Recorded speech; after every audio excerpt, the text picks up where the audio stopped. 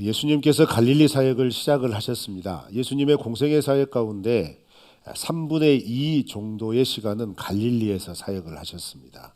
갈릴리는 이스라엘의 유대인들과 그리고 이방인들이 섞여 사는 지역이었고, 이런 갈릴리 사역이 예수님의 공생애의 3분의 2 이상을 차지한다는 의미는 하나님께서 예수님을 이 땅에 보내신 목적이 유대인뿐만 아니라 이 땅의 온 이방인 사람들에게 하나님 나라의 복음을 전하기 위함이라는 것을 사역의 형태를 통하여서도 분명하게 우리에게 알려주고 있습니다. 마태는 이러한 예수님의 사역을 설명해 가면서 우리가 좀 더 잘 이해할 수 있도록 여러 가지 장치를 마련해 놓았죠. 무엇보다 마태복음을 저술을 하면서 아주 논리적인 배치를 해 놓았습니다. 그 논리적인 배치가 무엇이냐면, 예수님께서 어떻게 이 세상에 오시게 되었는가에 대하여 다룬 다음에 예수님이 공생애를 시작하시면서 그가 하셨던 사역을 먼저 요약을 해줍니다. 그리고 그렇게 요약한 예수님의 사역의 틀을 따라 마태복음의 내용을 이제 진행을 하게 되죠. 그래서 우리가 먼저 살펴봐야 할 것은 4장 23절입니다. 마태복음 4장 23절에 예수님의 갈릴리 사역을 그리고 공생애의 사역을 이렇게 요약을 해 놓았습니다. 우리 다 같이 한번 읽어 보실까요? 시작. 두루 다니사 그들의 회당에서 가르치시며 천국 복음을 전파하시며 백성 중에 모든 병과 모든 약한 것을 고치시니. 아멘. 여기에 보시면 예수님의 사역을 크게 세 가지로 소개합니다. 회당에서 가르치셨다. 그리고 천국 복음을 전파하셨다. 그리고 모든 병과 모든 약한 것을 고치셨다입니다. 회당에서 가르치셨다는 것은 유대인들을 대상으로 이미 유대인들에게 주어진 하나님의 말씀에 대해서 저자 직강을 하신 거예요. 원저자시잖아요, 예수님께서. 그래서 저자 특강을 하시는 겁니다. 알고 있던, 자기들이 이제껏 해석하고 지켜왔던 하나님의 말씀, 하나님의 율법들을 예수님께서 직접 풀어주시는 겁니다. 그래서 마태복음의 기록 형태 중에 이런 문장들이 나와요.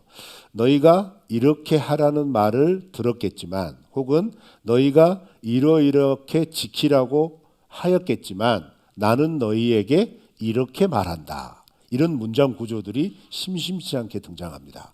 그 말은 무엇이냐면, 오랜 시간이 지나면서 유대인들이 하나님께로부터 받았던 말씀들을 지켜나가는데 점점 시간이 지날수록 하나님께서 주신 율법의 의미, 목적보다는 그 문자, 글자에 집중하기 시작한 거예요. 그래서 그 글자대로만 지키려고 했다는 것이죠. 그 의미와 그 안에 담아 놓으신 하나님의 마음은 아랑곳하지 않는다는 거죠. 그래서 너희가 이렇게 하라고 들었겠지만 내가 직접 너희에게 다시 알려준다, 이런 의미로 표현들을 하신 것이죠. 그리고 또 천국 복음을 전파하셨다, 이렇게 말씀합니다. 천국 복음이라는 건 마태복음이 유대인들을 대상으로 하기 때문에 사실 이 천국이라고 하는 것은 대신 사용한 말이에요. 무엇을 대신 사용한 말이냐면 하나님 나라라고 하는 것을 대신 사용한 겁니다. 그런데 이걸 이제 번역하는 과정에서 이제 영어 성경에서 중국어 성경으로 넘어오면서 이제 한자로 표현을 할 때 사실은 하나님 나라에 담겨져 있는 의미는 하나님의 통치, 하나님의 임재하심, 하나님이 지금 함께 하셔서 우리에게 끼쳐주시는 영향력, 이런 것들로 해석이 돼야 되는데 장소적인 개념으로 바뀌어버린 거죠. 하늘천 나라국, 그래서 하늘나라, 이렇게 이제 번역이 되어버린 겁니다. 이렇게 사용하게 된 이유는 유대인들이 하나님이라고 하는 이름을 입에 담기 어려워했기 때문이에요. 유대인들은 하나님이라는 이름 자체에 굉장한 경외감을 가지고 있어서 하나님을 직접 부르기보다는 다른 단어를 빗대어서 불렀습니다. 그래서 마태복음에서는 천국이라고 하는 단어가 빈번하게 등장하는데 그 의미는 뭐냐면 하나님 나라라고 하는 뜻입니다. 그런데 이 하나님 나라를 전파하셨다라고 말씀하세요. 하나님 나라를 전파하셨다는 것은 뭐냐면 하나님의 나라가 예수님의 공생의 사역을 통하여 예수님이 이 땅에 오신 것을 통하여 시작이 된 거라는 거죠. 왜 시작이 됐냐면 하나님이신 예수님이 하나님의 통치를 그의 사역을 통하여 보여주시는 거예요. 그러니 하나님의 나라는 이미 이 땅 가운데 시작이 되었다는 것이죠. 그런데 중요한 건 무엇이냐면 이 사실을 유대인들도 모르고 이방인들도 모른다는 겁니다.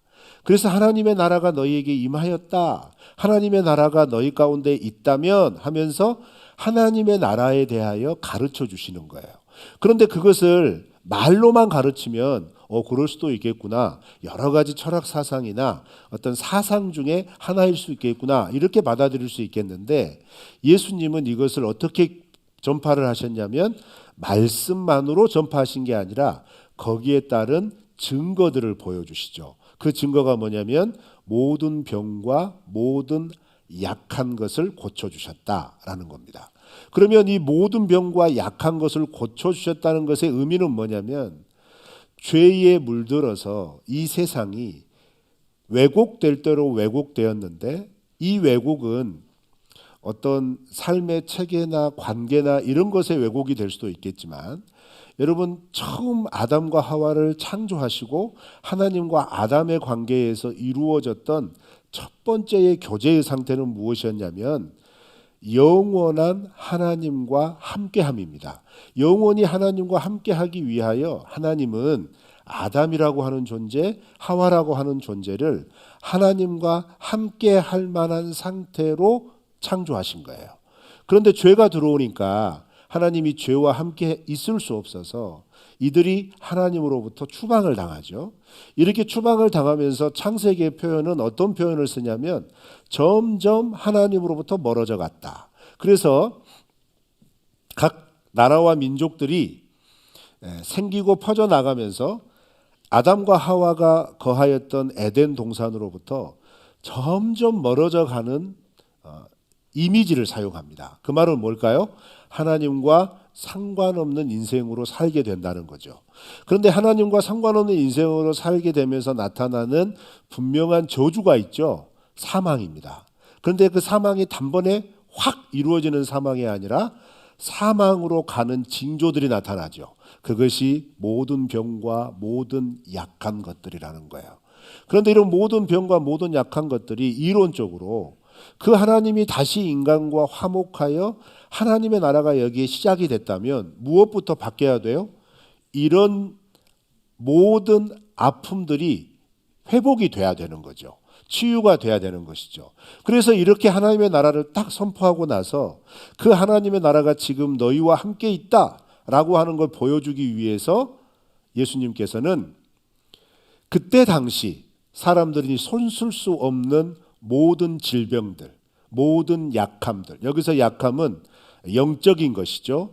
붙들린 것들, 얽매인 것들, 억압당하고 있는 것들, 영적인 존재에 의해서 삶이 완전히 피폐해져 있는 것들, 그런 것들에게서 해방을 시켜주신 거예요.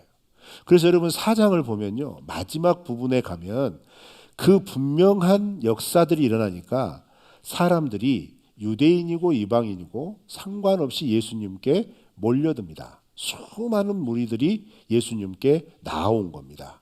그렇게 나온 사람들을 보시고 제자들이 따로 나온 그 현장에서 5장부터 7장 말씀까지는 이렇게 회당에서 가르치시고 하나님 나라의 복음을 전파하셨던 그 내용, 무엇을 가르치고 무엇을 전파하셨는지에 대한 가르침의 내용이 5장부터 7장까지의 내용이고, 이것은 여기에서 끝나는 게 아니라 마태복음에서 5번의 예수님의 설교가 진행이 됩니다. 그 가르침을 통해서 예수님은 하나님 나라가 무엇인지를 알려주세요. 그리고 그렇게 5번의 가르침 가운데 첫 번째 가르침인 5장부터 7장까지의 산상수훈, 우리가 흔히 알고 있는 이 산상수훈의 가르침 다음에는 무엇이 배치되어 있냐면 이렇게 하나님 나라의 백성의 삶을 살아가는 하나님과 함께 거하는 하나님의 백성들의 삶은 어떤 삶으로 출발하게 되느냐, 그것을 분명히 보여주시는데, 그래서 8장 9장에는 어떤 일이 기록이 되어 있냐면 기적들이 기록이 되어 있어요. 예수님의 치유하심, 예수님이 일으키신 회복의 역사들이 8장 9장에는 그 이야기들이 이어지고 있다는 것이죠. 굉장히 논리적으로 성경을 진행하고 있죠. 그런데 오늘 우리가 읽었던 본문 말씀은 예수님이 가르치신 가르침의 내용 가운데 어떤 내용을 가르치시는 거냐면, 여러분 눈으로 한번 찾아가 보세요.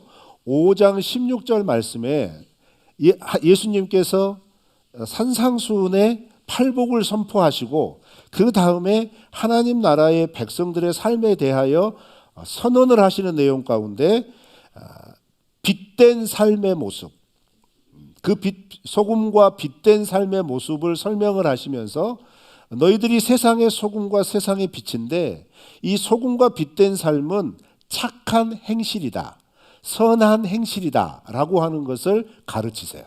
그리고 또 이어지는 20절에는 너희가 이렇게 소금과 빛된 존재가 되어서 하나님의 백성답게 살아간다면 지금 이 유대 땅 안에 바리새인이나 서기관들보다 더 나은 의가 나타나야 한다, 더 나은 의로움으로 살아야 한다 라고 하는 말씀을 20절에 하세요. 그런데 여러분, 서기관이나 바리새인들의 의로운 삶은 유대인들조차 따라갈 수 없을 정도로 철두철미했거든요. 그래서 예수님은 그들보다 구원받은 하나님 나라의 백성은 선한 행실, 더 나은 의로움으로 살아가야 되는데, 그렇다면 선한 행실과 더 나은 의가 도대체 뭐냐라는 거예요. 그 더 나은 의로움을 그리고 선한 행실을 구체적으로 설명해 주시기 위하여 5장 22절 말씀, 21절 말씀부터 마지막 48절 말씀까지는 6가지의 예를 들어서 설명을 해 주시는 거예요. 그 6가지의 예 가운데 오늘 우리가 읽었던 건 3가지의 예가 제시되고 있는 겁니다.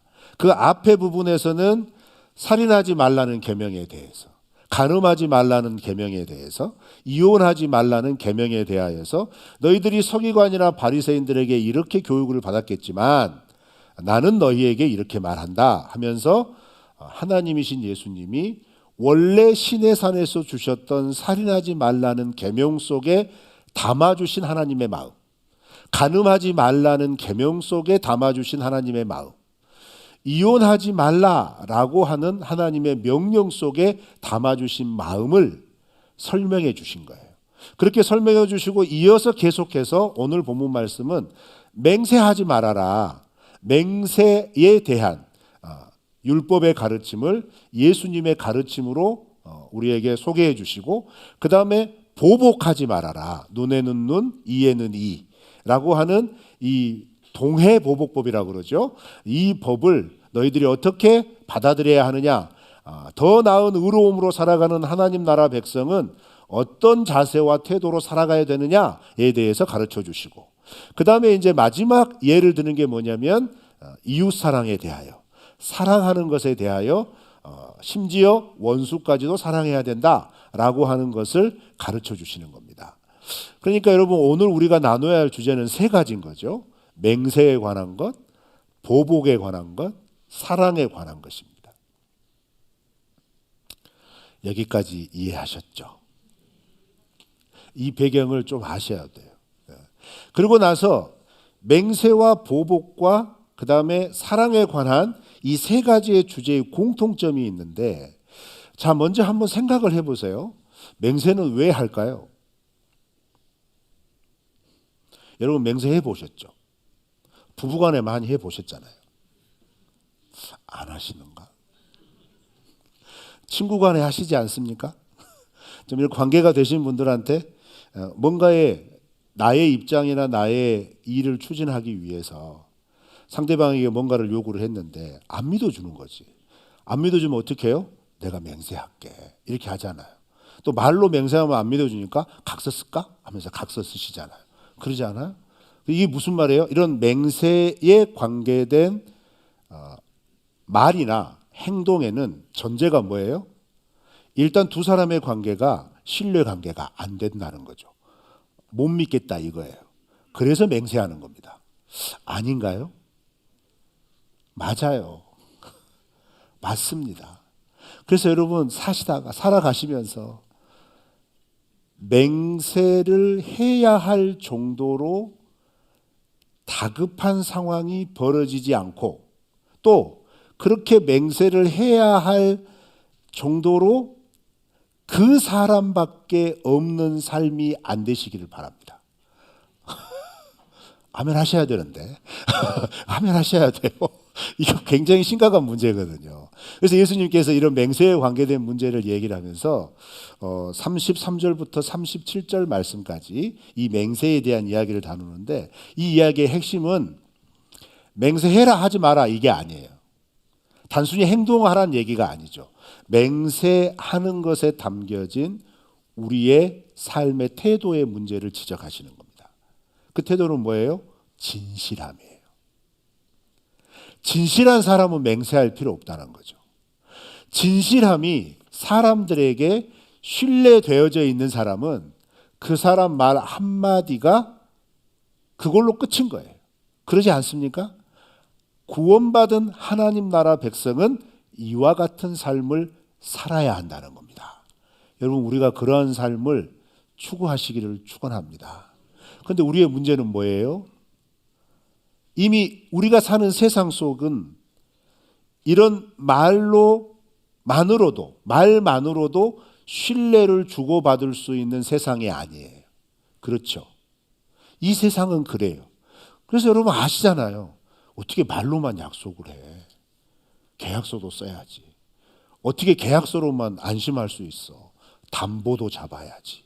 이게 우리의 지금 사는 세상이라는 거죠. 자, 그러면 여러분 예수님의 가르침은 지금 우리가 사는 세상 속에서 충돌을 일으키고 있는 거예요. 어떻게 하시겠습니까? 여러분 이 세상이 살아가는 상식적인 수준에서의 갖추어야 할 조건들을 뭐라고 하는 게 아닙니다. 그 이전에 구원받은 하나님 나라의 백성의 삶은 이런 세상이 요구하는 조건을 갖추지 않아도 하나님 나라 공동체 안에서부터 먼저 이 신뢰가 회복되어져서 말만으로도 그 사람을 인정하고 그 사람과 함께 할 수 있는 상태가 돼야 한다는 거예요. 그게 하나님 나라가 임한 증거라는 것이죠. 그래서 예수님은 맹세하지 말라 분명하게 말씀하시고 그 맹세하지 않고 살아가는 삶에 대하여 어떻게 제시를 하셨냐면 37절에서 이렇게 얘기하잖아요. 옳다 아니다 요 말만 하라는 거예요. 다른 말 하지 말라는 것이죠. 그 말은 뭐예요? 그냥 나 혼자 그거 옳다 그거 아니다 이렇게 말하면 뭐해요? 내가 그렇게 옳다 하면 사람들이 이렇게 받아들여야 되는 거죠. 아, 저분이 옳다 하면 그거 반드시 옳은 거야. 이게 뭐예요? 평소의 삶에 이런 신뢰가 쌓여져 있었다는 것이죠. 그래서 저분이 아니라고 그러면 절대 하면 안 돼. 저분이 아니라고 그러면 우리가 아예 시도도 하지 말아야지 라는 그런 삶을 살아라 라는 거예요. 그게 맹세와 관련돼서 예수님께서 구원받은 하나님 나라 백성에게 요청하시는 삶의 태도입니다. 근데 어려워요. 제가 사실은 설교 준비하면서 일주일 내내 원고가 작성이 안 되더라고요. 왜냐하면 요즘 세상에 이렇게 살 수 있습니까? 이게 오늘날의 그 상황과 너무 힘들어요. 이렇게 믿으라면 시험 들어요. 믿으려고 예수님 믿고 행복하려고 예수님 따라 나왔는데 이렇게 믿으려고 그러니까 나 진짜 이렇게 되는 거죠. 이게 지금 직접적인 도전으로 나온 거예요. 그런데 여러분 이 말씀을 하신 배경이 있어요. 예수님께서 이 말씀을 하신 구체적인 배경이 무엇이냐면 유대인들은 맹세를 공식적으로 허용을 했습니다. 근데 맹세를 공식적으로 허용한 중요한 배경 가운데는 어떤 게 있냐면, 우리가 하나님 나라의 백성이니 하나님 나라 백성 공동체 안에서는, 특히 지파 친족 안에서는 이 공동체를 유지하는 중요한 구조적인 틀이 있어요. 그건 뭐냐면, 이 지파 안에, 친족 안에 감당해야 할 어려운 사람이 생기면, 예를 들어서 고아가 생기고 과부가 생기고 그 다음에 지파가 거하고 있는 안에 나그네가 들어오면, 이거 어떻게 이 사람들을 환대하고 이 사람들을 섬겨서 이 사람들이 이 사회에서 살아갈 수 있도록 해야 될 거냐, 이것에 대한 문제와 연결이 되는 거예요. 왜 이것에 대한 문제와 연결이 되냐면, 하나님께서는 그 가족, 그 친족, 그 친족이 속한 지파 안에서 만약 그렇게 힘들고 어려운 사회적인 약자가 발생하면 누구에게 이 책임성을 부여하시냐면, 그 지파, 그 친족에게 책임성을 부여하시는 거예요. 그런데 여러분, 살다 보면 이거 책임지려고 하면 부담스럽잖아요. 뭐 이스라엘 백성들이라도 아니겠어요? 한두 번 도와주는 거야 얼마나 깔끔해요? 그렇지만 그걸 계속해서 감당해야 한다고 생각해 봐요. 그럼 어떻게 해야 돼요? 이 어려워지는 거죠. 그러니까 어떤 현상이 벌어지는 거예요? 이 핑계 저 핑계 대며 거부하는 거예요. 외면하는 거예요.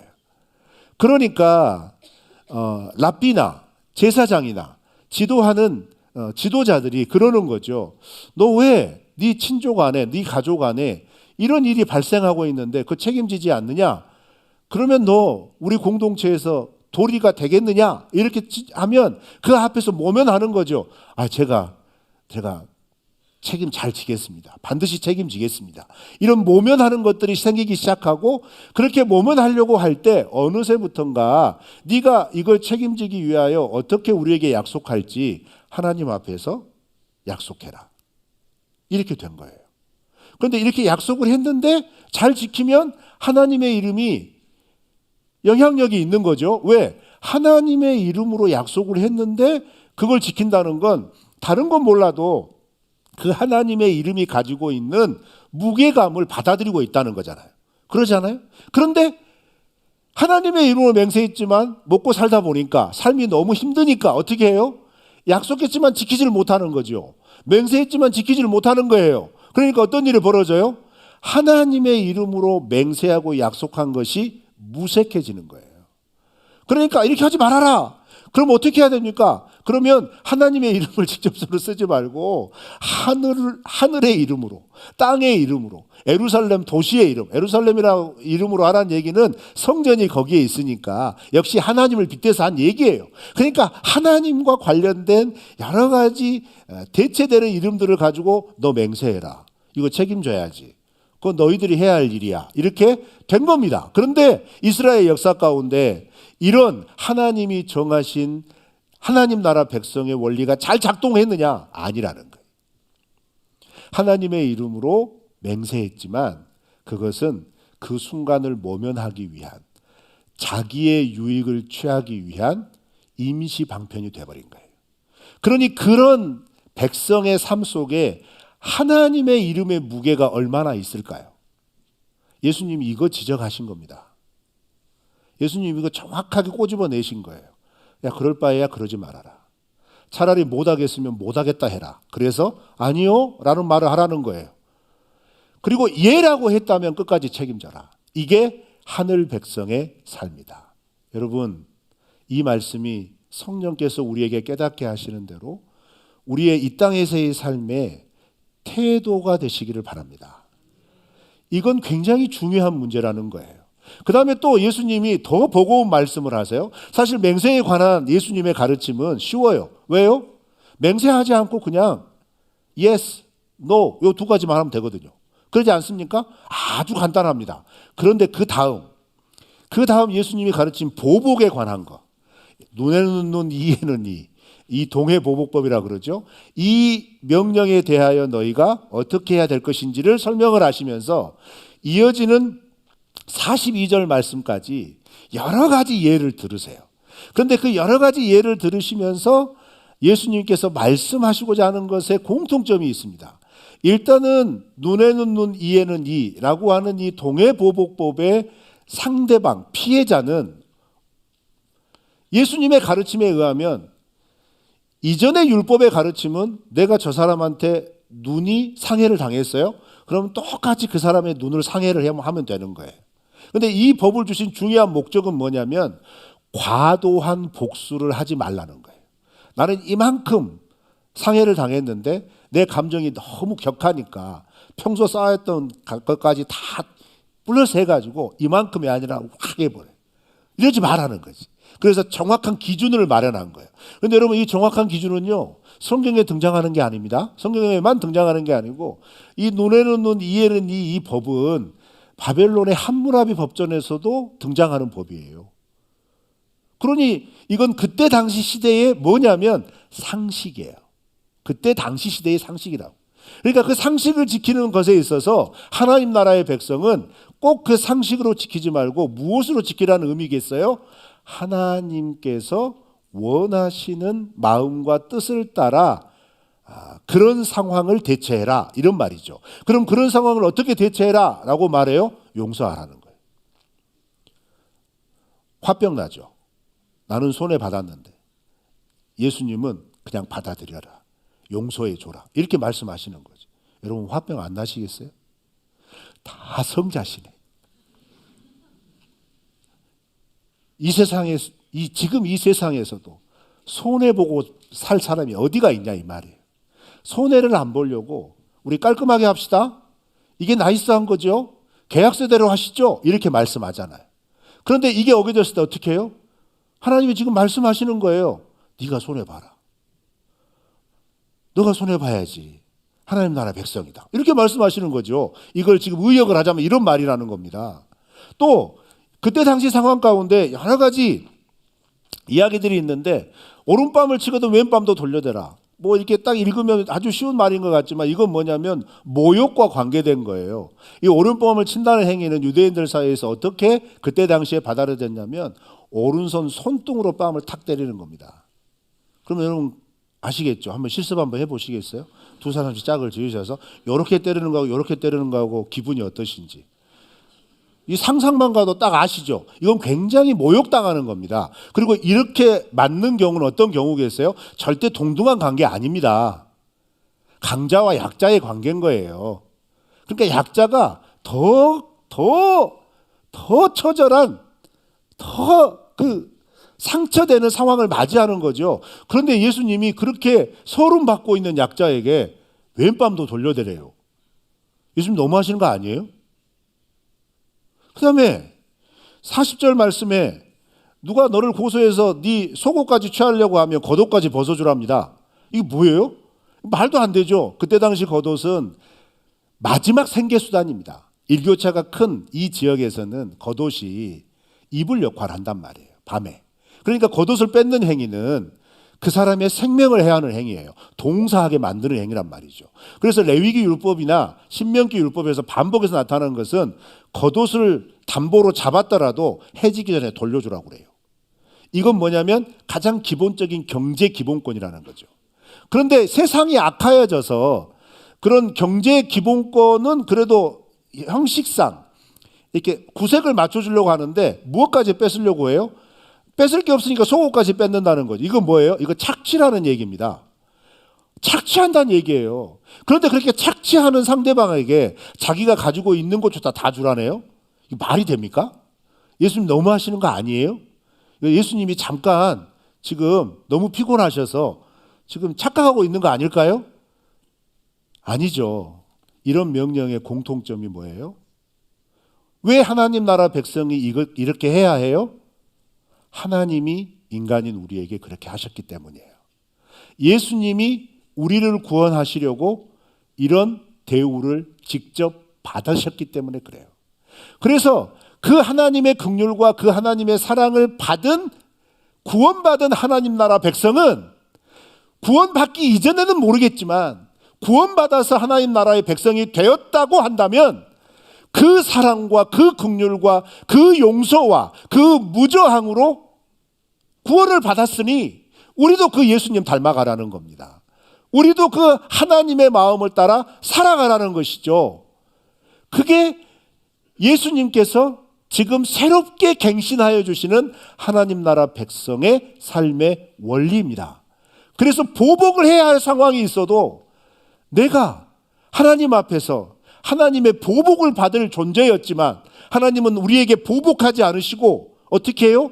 용서하시고 받아주신 것처럼 그 은혜를 우리가 확신한다면 내가 보복해야 할 상황에서도 보복하지 않고 하나님이 나에게 해주신 것처럼 용서하고 하나님이 그 수치와 모멸과 그 고초와 고난을 받으신 것을 우리가 알고 있었다면 그것을 통해서 우리가 구원받았다는 것을 우리가 말씀을 통해 깨닫게 되었다면 내가 그런 상황에 처해 있을 때 예수님처럼 거기에 항변하고 거기에 대항하고 거기에 대해서 싸우려고 하지 말고 예수님처럼 받아들이라는 거예요. 왜요? 여기에는 중요한 전제가 있죠. 세상이 너희를 그렇게 억압하고 착취하고 너희를 죽이려고 달려들어도 팔복 마지막 부분에 나오잖아요. 기뻐하고 즐거워해라. 하나님 나라가 너희의 것이니라. 하나님이 함께 하신다는 거예요. 하나님이 그거 기억하신다는 거예요. 이 세상을 통치하신 하나님께서 지금 당하는 억울함과 고통을 기억하고 계신다는 거예요. 그 하나님의 인도하심을 신뢰하라는 것이죠. 그걸 신뢰한다면 내가 이 억압과 고통을 당하는 거 해결하려고 나서는 게 아니라 하나님이 해결하여 주실 것을 기다릴 수 있다는 겁니다. 믿으십니까? 우리의 삶이 그렇게 되기를 축원합니다. 마지막 세 번째는 43절부터 48절 말씀이에요. 특히 48절 말씀이 중요합니다. 우리 48절 말씀 다 같이 한번 읽어보실까요? 시작.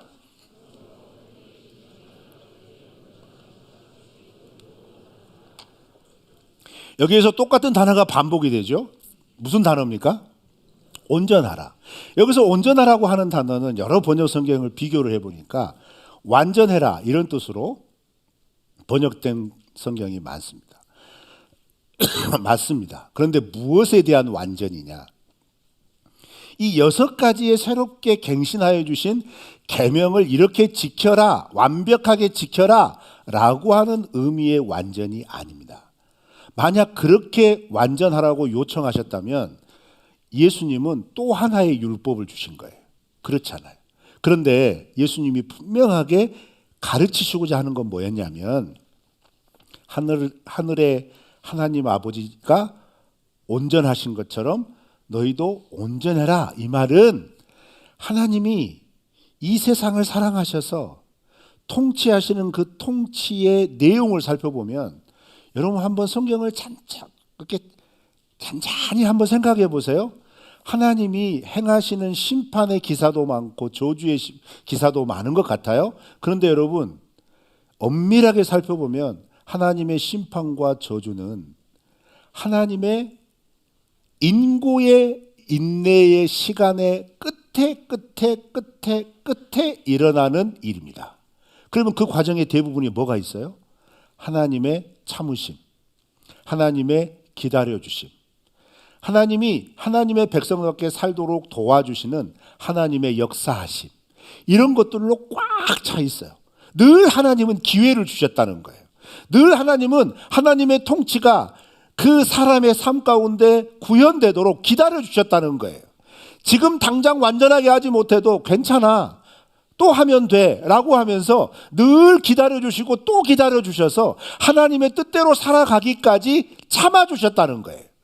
그러면 이 원리가 어떻게 우리한테 적용이 되겠어요? 그렇게 길이 참아주시고 참아주셨던 하나님의 열매가 뭐였느냐? 그 전까지는 도저히 죄악의 관영에서 안 되었어서 아주 큰 심판들 2-3번 내려주셨지만 야, 심판으로도 이 세상의 인간들이 구원받을 수 없구나, 회복될 수 없구나, 하나님 아시는 거죠. 그러면 궁극적인 구원을 어떻게 이 세상 가운데 베풀어야 될까 했을 때 결국 그런 수많은 시간을 거치시면서 준비하신 게 뭐냐면 구주 예수 그리스도를 보내주시는 사랑인 거예요.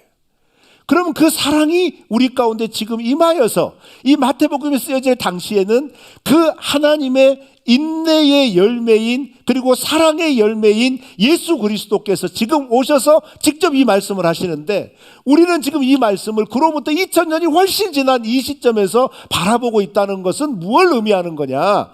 그만큼 하나님의 통치는 심판하고 저주하기 위한 통치가 아니라 살리시고 구원하시기 위한 통치라는 거예요.